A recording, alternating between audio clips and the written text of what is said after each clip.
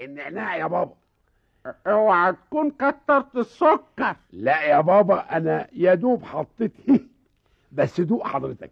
ما هو السكر الكتير هو اللي وقع لك سنانك كده. معلش يا بابا، هبقى اخد بالي.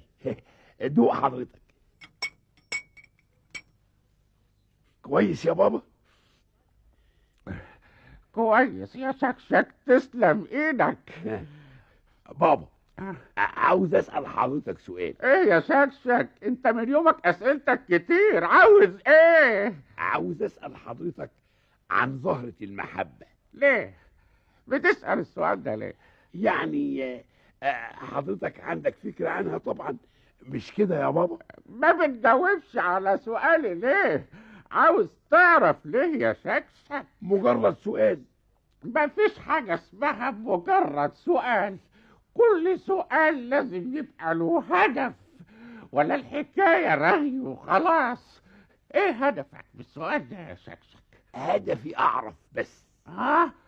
المعرفة يا شكشك مش غلط، بس انا عارفك في هدف عندك في السؤال ده. الحقيقة يا بابا. ايوه ايوه ايوه، انا عايز اعرف الحقيقة دي. ولا يمكن يعني هو حاجة خصوصية يعني؟ ابدا يا بابا، ما فيش كلام من ده.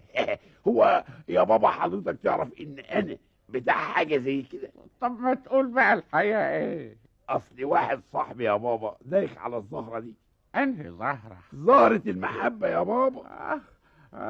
وبعدين دايخ عليها ليه؟ يظهر حاجة مطلوبة ضروري لحاجة مهمة، او جايز وصفة بلدي الله اعلم، بس انا ما اعرفش اجاوبه.